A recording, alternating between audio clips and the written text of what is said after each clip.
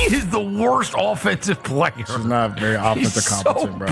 Caitlin Clark laughing at Angel Reese's missed layup. Generational meme. To lose the game. Here it is. Here's the video. She can rebound everything, but bro. Angel Reese, possibly the greatest basketball player in the history of America. Oh, wow. Look at those moves.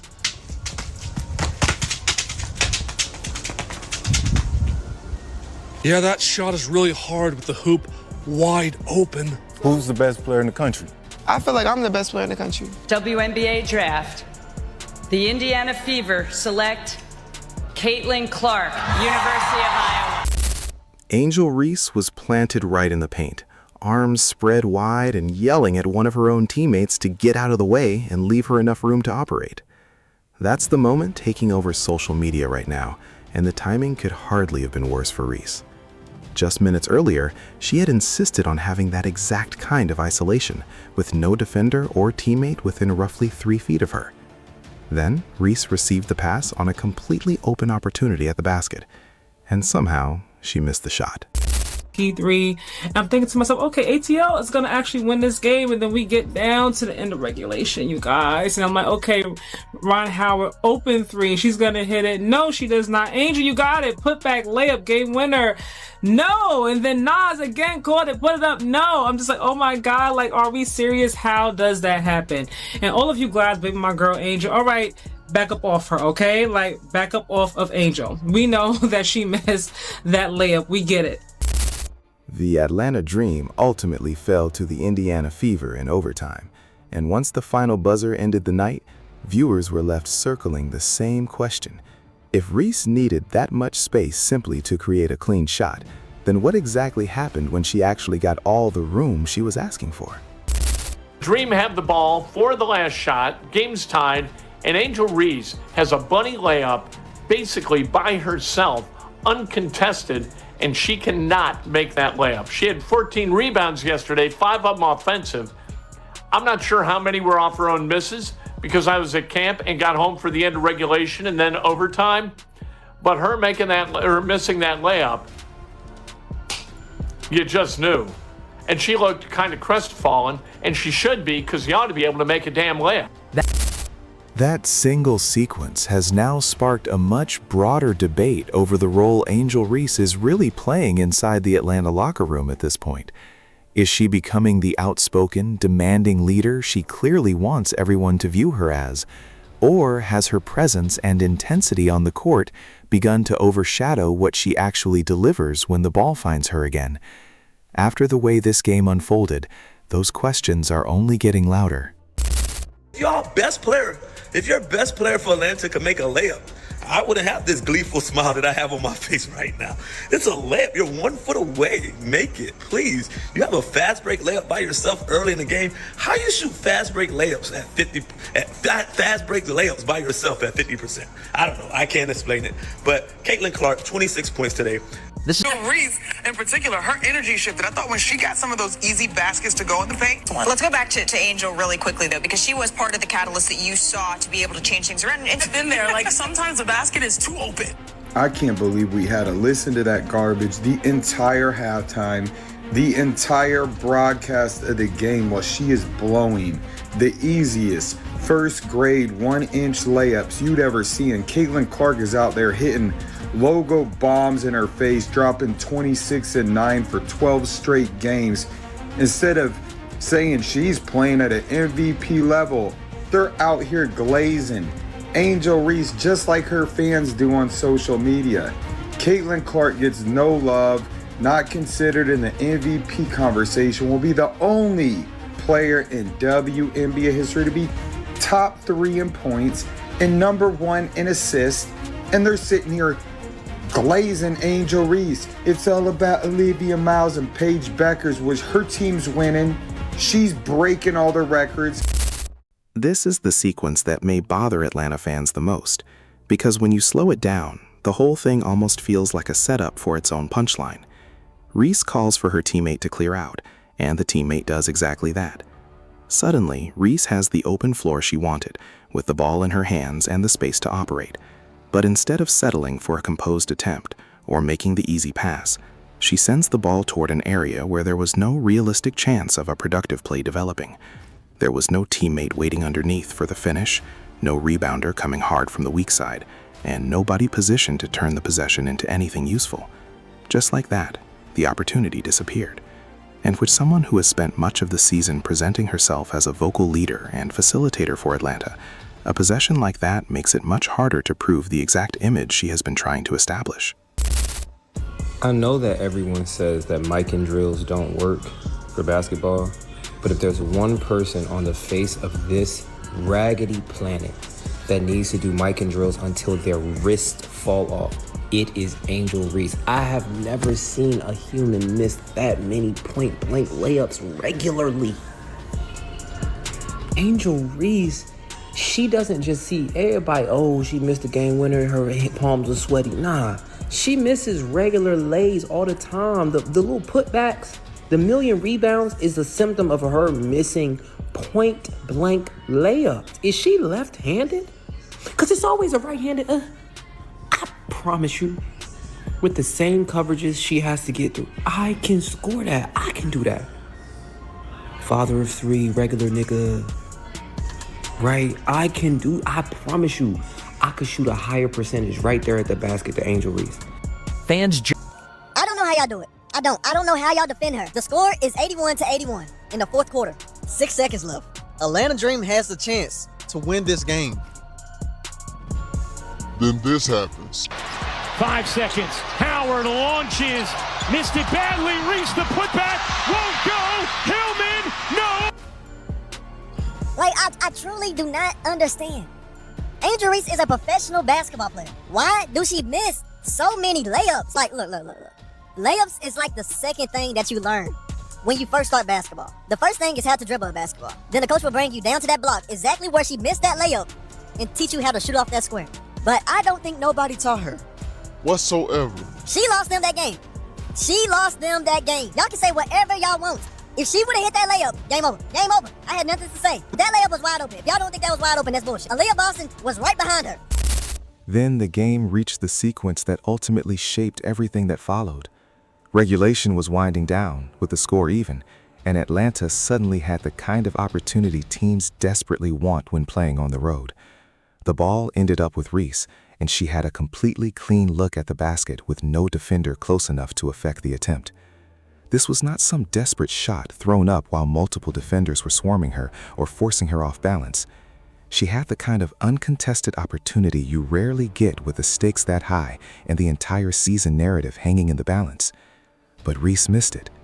The loose ball stayed alive, and teammates Ryan Howard and Naz Hillman both rushed to get off a last-second follow-up before the clock expired, but neither shot found the mark. Regulation finished with the team still tied, leaving Atlanta to look back at a wide-open chance near the basket that had slipped away at the worst possible moment. Angel, your team on a 17-4 run right now. You started that with a 7-0 run. How did you kind of get things going for your team? Yeah, I mean, I was playing like in the beginning, but it's a game of runs. You got to put that in your back pocket just because you know you have teammates that have your back. It's pushed under the hoop just enough to not have a great angle. To OT we go. The look on Reese's face afterward communicated more than any explanation could have. For a moment, she just stood there with her eyes shut, seemingly running the missed opportunity back through her mind, and knowing she wanted that shot back. Missing an attempt that open in a packed arena with the entire rivalry narrative surrounding the matchup is the kind of mistake that can linger even after the play is over. But showing that frustration afterward could not change what had already happened, and it certainly could not erase what came next in overtime, when Indiana gradually created separation and closed out the game with composure. Absolute worst part about her missing this shot for the game is not necessarily that she missed it, it's the reaction to it. After she missed, this Caitlin Clark walking past laughing, bro. And y'all know how these two fan bases are, so they are loving this picture right here.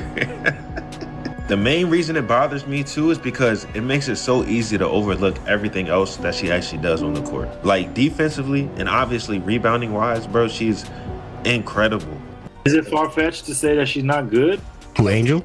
Yeah, she's not good at basketball. Like, I'm tired. Look, we've said this in the past. I'm tired of it. I can't lie anymore. Like, I watched her miss 8 layups. She could be averaging like 25, 26 if she could make a layup. And the way she lays it up, it's like she's just learning how to, like, you know, when toddlers finally learn how to walk, they fall a little bit. It's like she just learned how to do layups once she got to the WNBA. It makes no sense to me. Like, she could be so much better. And for someone who has her own podcast, she talks her stuff, you would think she's the MVP. You would think she's that girl over in Vegas. But no, she's closer to AZ Fudd than she is to homegirl in Vegas. So, yeah, there's that. She's been an inefficient player. I feel like we hype her up because she's grabbing rebounds, but they're her shots. This is where the real disconnect becomes impossible to ignore. On paper, Reese recorded her 23rd double-double of the season, putting her just a few shy of the WNBA record that has been discussed throughout the year. 15 points, 14 rebounds, and 6 assists can certainly look like a productive night when you first glance at the box score. That is also why a lot of the post-game coverage centered on those numbers, presenting Reese as another example of toughness, consistency, and all-around production. But look beneath the surface, and the story changes quickly.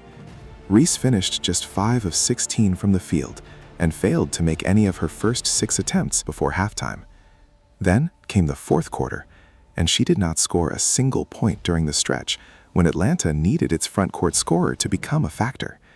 And when the afternoon reached its 2 biggest possessions, the 2 opportunities that could have allowed Atlanta to finish the game in regulation, Reese came away empty on both occasions. That is the difference between an impressive-looking stat line and what actually happened when the pressure reached its highest point.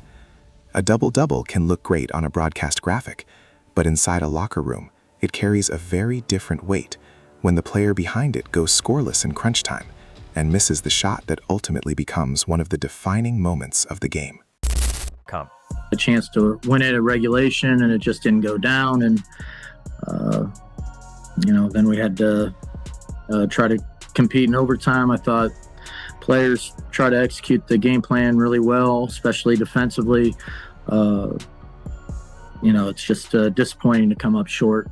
We just had to move on to the next play. I mean, we did we didn't run there was supposed to be one screen in there, and we kind of forgot the screen. But then Rye, took the shot, and we told those 2 to, really crash the boards and give us a second chance. They both did exactly what we asked for them. And then we got 2 looks, right at the end of the game that, could have won it for us, but, they rolled out. Just kind of a bad break. Head coach Carl Smesko stepped in front of the media after the game and did his best to maintain the calm, diplomatic approach coaches usually take following a painful loss. But if you pay attention to the footage, there was frustration underneath that controlled delivery almost the entire time. Reporters repeatedly brought the discussion back to Atlanta's final possession, and each time, Smesko seemed to measure his response carefully, as if he was holding back something much stronger. He brought up the closing minutes several times during the press conference, repeatedly returning to that stretch even after the questions had shifted toward other parts of the game, almost as though he had not been able to completely move past it. And when a coach keeps revisiting the same critical sequence without being directly pushed there, it can be a pretty strong sign that the moment bothered him more than his composed answers were willing to reveal. It happens. Like, we know any other time, like, Angel will make the shot. I mean, she knows she'll make the shot, but in that moment, you just got to encourage your teammates. Like, no one person lost us the game. It's a team effort, and just like she's with us when we're struggling, we do the same thing for Angel. I mean, it's a sisterhood. Like, we really love each other, support each other. So, I mean, I'll put everything on the line that the next time she gets a shot like that, she'll make it 100%. It's just this time she came up a little short, but I mean, I have all the faith in the world of Angel that she's going to finish her shots. I think we're playing pretty well right now. I think we have a lot of players playing well, and I think we feel pretty good about the direction of the team. Now, the road trips are tough, and I mean, the first thing we got to do is go to Vegas and be ready for them. But I feel good about our team. We'll have to take a day tomorrow and really kind of rest up because obviously a lot of people played some really heavy minutes. So tomorrow's probably just a film session. And then we're going to have to get ready to give the same kind of effort if we're going to beat Vegas as we gave for most of today. Advice is that for whatever reason in the WNBA, like women's basketball, a lot of their layups, they don't finish like wide, like outside their body. Everything is like up in the cylinder. A lot of people look down on like the mic and drill, like basic stuff like that. I feel like that's all Angel Reese is missing, just a little bit of touch. And once she gets that, then she's really gonna be putting up wild numbers. Cause she's getting to the basket. If you know what I'm saying? You put 20 points with them 15 rebounds, it's low key the best player in the league.